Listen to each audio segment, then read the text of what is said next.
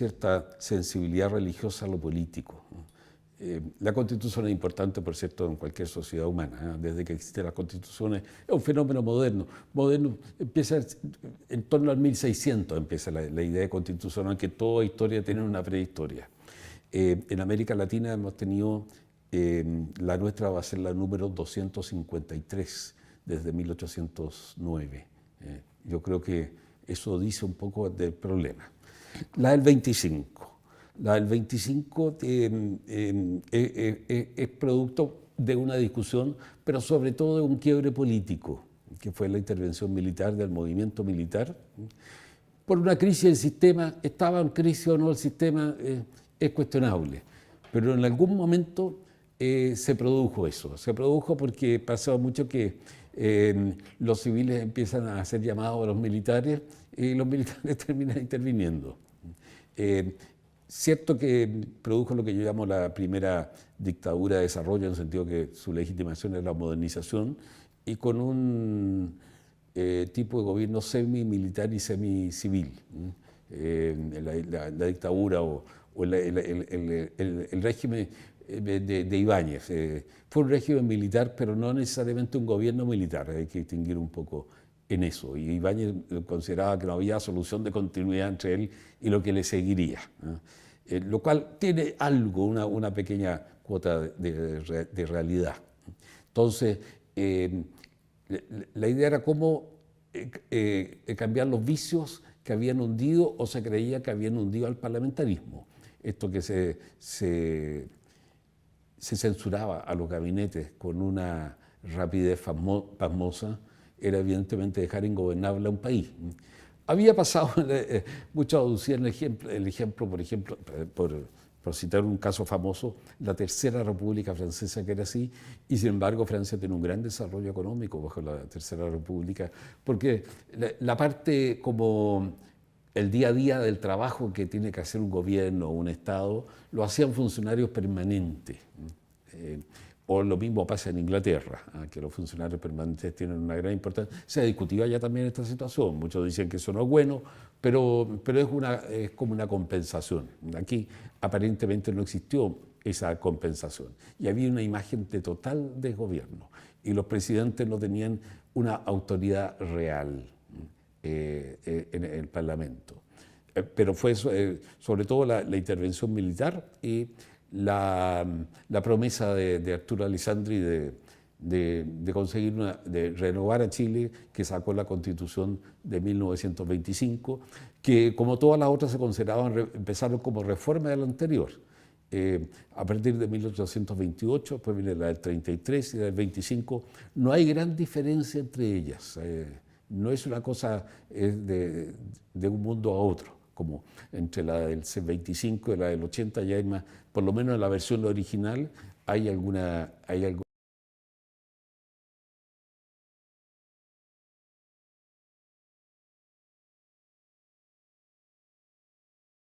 malas en la historia latinoamericana, y además hay otro fenómeno que hay que ver, y es que el siglo XX en muchas partes del mundo, en Europa, en América, en Asia, quizás incluso en el mundo árabe, también los militares eran considerados como portadores legítimos de una voluntad política. Yo la llamo, son clase militar que quiere ser clase política. El sistema nacerista es típico de ese resultado, pero el fundador de esto fue Atatürk, y antes de él, los jóvenes turcos, de los cuales Atatürk había sido uno de ellos, que eran oficiales de rango intermedio, el año 8. Esto termina hacia la década de los 80, entre los 70 y los 80 se acaba esta legitimidad en el mundo, sigue existiendo, no sé otra cosa, pero incluso en un lugar tan caótico como África Negra. Sin embargo, el último golpe en Níger no ha tenido problemas para establecer. Hace 50 años, un golpe en Níger, 40 o 30 años atrás, un golpe en Níger, ¿y qué? No pasaba nada. Ahora es distinto. La realidad sigue siendo así, pero la legitimidad ha cambiado. Entonces, el del 25, la intervención militar, hay que verla también bajo esa óptica. Hubo quienes decían que esto era un atentado, era una tiranía, un despotismo, etc. Y después, con el golpe de Ibáñez, medio golpe blanco, medio autogolpe, de Ibáñez de febrero del 27 se instaura una dictadura de verdad, pero en cohabitación con la mitad de la clase política que había existido de diversos bandos.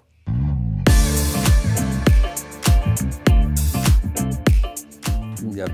Yo creo que caudillo, sí, hay una expresión de Mario Góngora que habla de los caudillos por Alessandri y Carlos Ibáñez, pero hay que tener en cuenta que son caudillos en relación a la historia de Chile, que ha tenido pocos caudillos.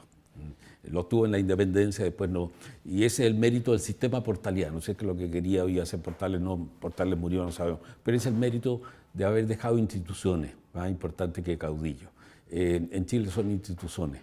Pero lo que hay en la democracia del periodo democrático chileno, que en realidad es del 32 al 73, y está todo este periodo del 25 hasta el 32, que es bastante alterado, la dictadura de Ibáñez, que tiene algunos elementos democráticos, tiene una democracia liberal, pero poco, ¿no? Y vamos, al lado de lo que fueron otras dictaduras del siglo XX, aparecía como un gobierno casi normal. Y era un momento, algo muy importante esto, que hasta después, hasta la Segunda Guerra Mundial, que hubieran dictaduras o democracias, no era tema internacional importante. Eso no ponía, nadie dudaba que Carlos Ibáñez era presidente de Chile en ninguna parte del mundo. Así que eso no era tema. Ahora, la democracia del periodo es, claro, democracia de partidos como de muchas partes, pero la característica más destacada es el paralelismo muy fuerte entre la política chilena y las grandes corrientes globales.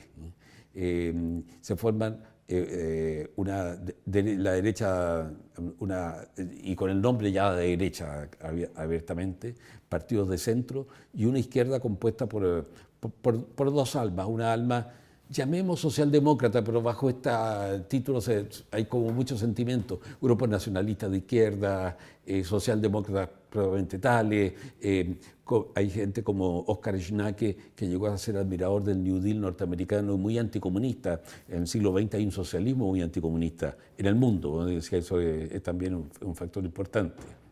Y después van confluyendo a partir de la década del 50, y eso es lo especial del caso chileno, que el sistema institucional, los procesos electorales, lo que es la parte de democracia política, en términos de lo que son las democracias, era una democracia relativamente ejemplar. Le decía a otro grupo en la mañana, siempre pongo como ejemplo las elecciones del 38, gana así el candidato de oposición en una lucha muy amarga y muy dura, y todos lo vieron casi como un fin de mundo. Fue una previa a 1970. Y sin embargo el gobierno a las 9:30 de la noche al candidato rival reconoce con el 90% de los votos. Estamos hablando del 25 de octubre del 38, o sea, con capacidad tecnológica distinta. Esto no pasaba en el resto de América Latina, que eran elecciones más largas, y esta cosa que el que pierde no reconoce la victoria, que pasaba a veces en Chile. Allende no lo reconoció el 58 y el 64 dijo que había sido una trampa publicitaria, debo entender eso. El 70 sí, porque la Constitución pasaba a ser una defensa, no hablaba mucho de ella. Pero sí, claro, tenía estos rasgos de que la resolución pacífica, lo que es la democracia finalmente es un sistema de regulación pacífica de las instituciones.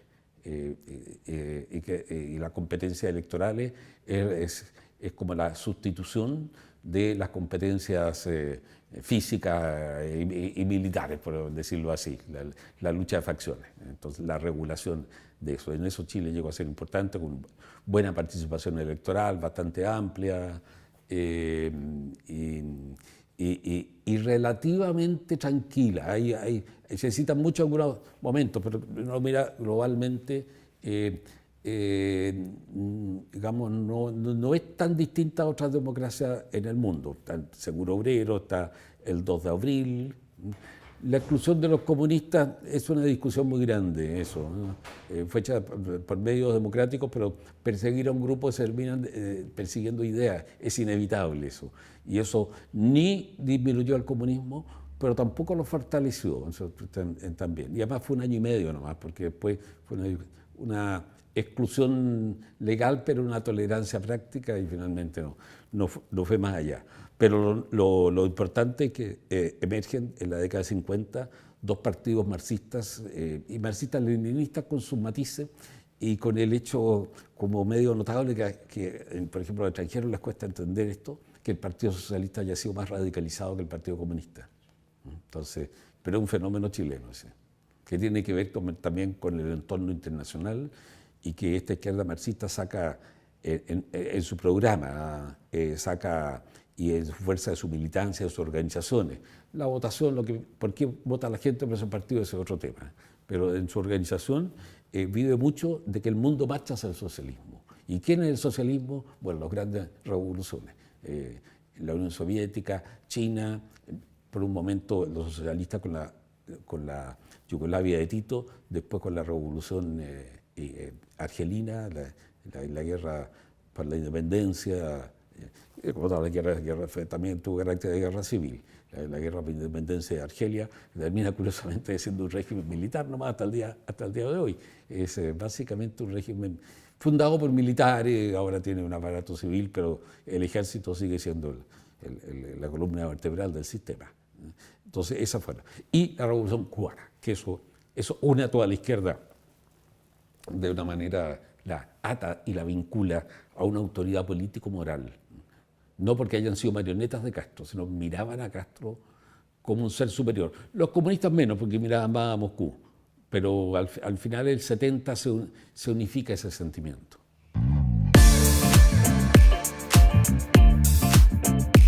A ver, en el momento alessandrista, por decirlo así, del primer gobierno de Alessandri, en esos momentos, como que el ser de clase, siempre ha habido clase media, entonces la división de la pirámide social más clásica en todas las sociedades humanas, quizás salvo las originales no, pero todas las arcaicas no, pero sí en las civilizaciones podemos dividirla en tres grupos. Yo creo que hay muchas articulaciones, pero la más común es esa. ¿Qué tiene el periodo de la década del 10 y la década del 20, en la cual ser de clase media pasa a ser como un timbre de gran autoconciencia y de orgullo? Eso es cierto. Porque la llamada clase, la oligarquía dirigente del 19, oligarca con sus grandes poderes, eran unos poquitos nomás. La clase alta no está compuesta de pura gente rica.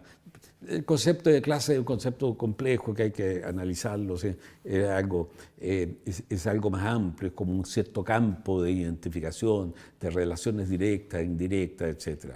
Entonces, la clase media llegó a ser como esta autoconciencia, pero que tiene que ver con que la sociedad moderna, lo que llamamos las sociedades desarrolladas o más avanzadas, son sociedades donde la mayoría de la población vive un estilo de vida de clase media, con ingresos más o menos relacionados con eso. Entonces, eso está pasando en Chile, aparece una clase media autoconsciente.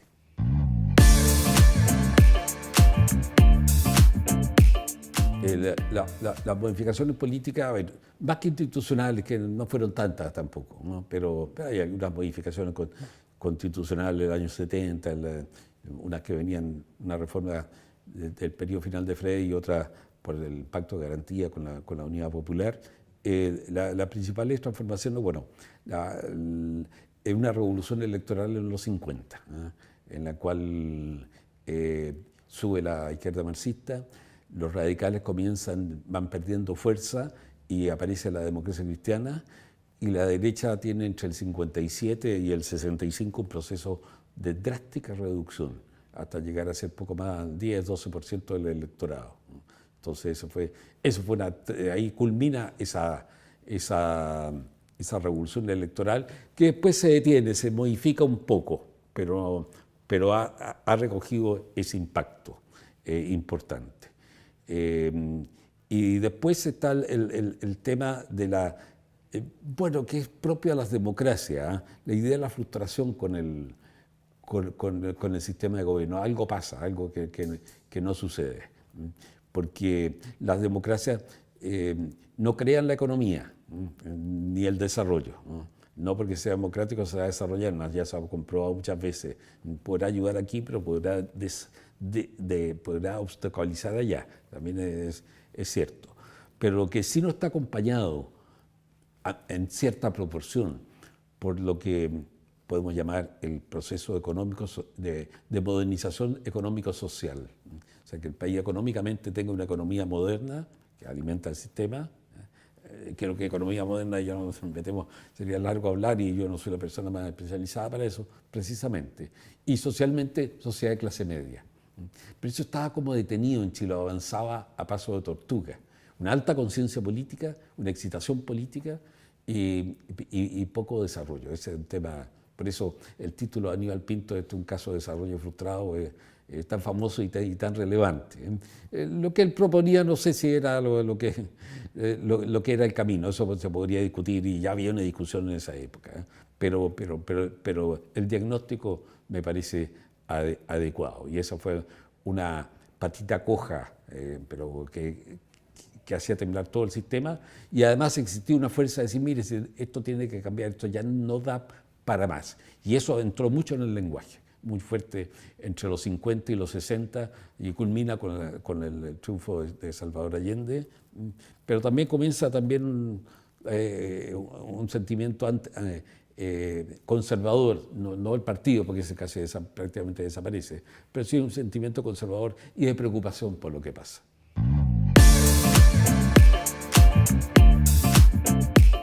A mí me cuesta aceptar eso que las constituciones tienen la culpa, porque creo que es justamente el pecado latinoamericano, ¿no? Y es un problema. Así que, ahora, hay que separar, distinguir dos cosas. Una, que de que la democracia consiste en la discusión y en una cierta tensión. La democracia sin tensión empieza a morir poco a poco y nacen entonces grupos extremos, ¿no? O la indiferencia, que es otra forma de matar una democracia. Tiene que haber alguna tensión. Y la democracia consiste en que los factores críticos, en las grietas sociales, económicas, culturales, como que se exacerban en la discusión. Entonces aparece, digamos, vivimos la peor crisis de la historia. Raúl Iratómic decía, esta es la peor crisis. No era la peor crisis. Pero se mete eso y la gente empieza a creer que está en crisis y por lo tanto al final se está en crisis. Ese es un peligro. ¿En qué momento el optimismo acerca del sistema de la Corfo, de la industrialización, todos los cambios que después se han mirado con mucha nostalgia ese periodo, pero hacia 1950, un poquito antes quizás, comienza ya una discusión fuerte acerca si Chile está bien encaminado o no, porque en fin, es cierto que hubo cierta industrialización, pero eso no cambia fundamentalmente la economía chilena y estaba en América Latina, era menos de lo que debería de ser. Y había una tremenda discusión de economía política. Esto no lo inventaron los Chicago Boys en el 73. Esto viene desde alrededor de 1950 y hay raíces anteriores. La campaña del 38 fue también, la gente no sabía lo que iba a pasar, pero uno la puede leer como una campaña entre dos visiones distintas en este sentido. ¿Qué hacer con Chile y qué hacer con la economía chilena? Pero sobre todo, yo pongo el 50 como un punto, por dar una señal, no es que ahí pasó el 1 de enero del 50 sucedió algo, no, sino que más o menos en torno a ese periodo temporal.